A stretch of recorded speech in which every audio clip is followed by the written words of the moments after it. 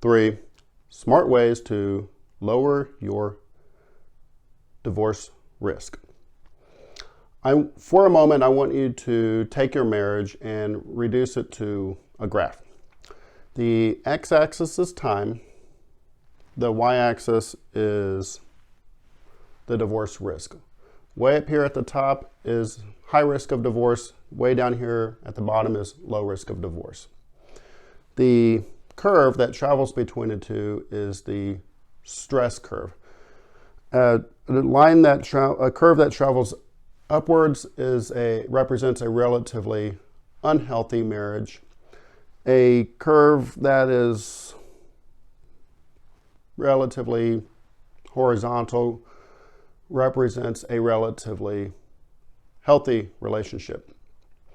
Now imagine here at the top we have a red line, a horizontal red line. That is what I call the divorce boundary. When the stress curve intersects that red line, that is when I, as the divorce lawyer, I get the phone call. That is when someone is at their wit's end and they would like to talk to me about scheduling a divorce consultation. That stress curve can actually go far past that red line, much higher. Now, I guess the question is, what can we do to flatten the curve? What can we do to keep that stress curve underneath that red line? Now, in the overwhelming majority of my divorce cases, not all of them, but overwhelming majority, I see what I call common denominators. These are factors that, in my opinion, spike the stress curve past the point of no return. That is drugs, alcohol, and debt.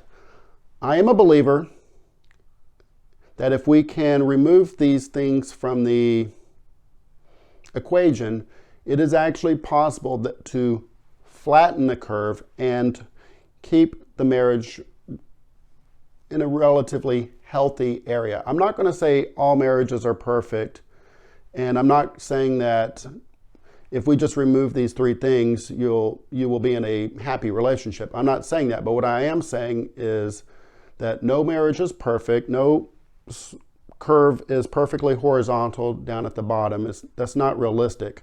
All marriages have their ups and downs. There's always a little bit of stress. But if we can remove certain things from the equation, it is possible, in my opinion, to actually flatten the curve and keep the marriage in a relatively healthy place. So the parties can grow old and happy together, accumulate wealth, be in a loving relationship, and hopefully be at some point in the future where they can give back. Okay, so let's talk about the drugs. There are illegal drugs and there's legal drugs. An example of legal drugs that, in my opinion, that can cause problems in the marital relationship would be things like opioids. It's something that can be legally prescribed, but in my observations, it has caused problems in the marital relationship. Other types of drugs that are illegal that I see in the greater Houston area would be PCP, meth, heroin, and cocaine. Those seem to be the big ones in this area. There's all types of other drugs, but those seem to be the 4 big ones. Now, in other parts of the country or other parts of the world, I'm sure there's other types of drugs that are more heavily abused over there and less over here, but that is what I see in this area. And yes, it will spike the stress curve and cause problems in the relationship, and sometimes the stress in the marriage will get so high that the curve will spike, and that is when I get the phone call. Someone calling me to schedule a divorce consultation. Now, let's talk about alcohol. There is medical literature to back me up on this, but alcohol is the most abused substance in the United States. It is one of the most common denominators that I see in my divorce cases. And the other issue is when maybe a spouse does not acknowledge that it is a problem. That is also where an area that can cause great levels of stress in a marriage relationship is not an inability to acknowledge that it's a problem.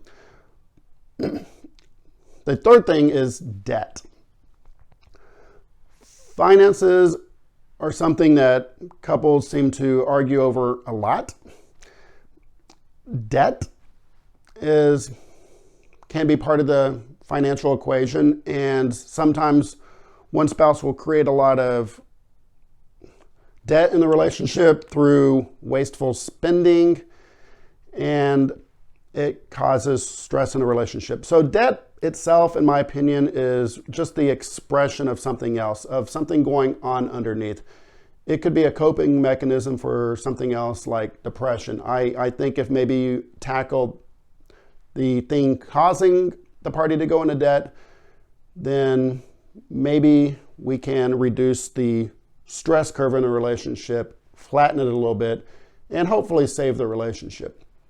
So, drugs, alcohol, and debt. One little comment about the alcohol is it's not realistic that it's going to ever go away. If you recall, the 18th Amendment created the federal prohibition on alcohol, but it was repealed later through the 21st Amendment. So alcohol going away is not realistic, but as an individual, we can choose not to use it. We can choose not to use drugs. We can choose to identify what is causing so much debt in the relationship. If we can, and I am a firm believer that if we can remove these things from the equation, I believe we can actually flatten the stress curve in the relationship, and again, hopefully put the marriage in a better place. Thank you for taking the time to watch my video. Was it a great video? Let me know down in the comments. Was it a horrible video? Let me know down in the comments. Please like and subscribe. Thank you for your time.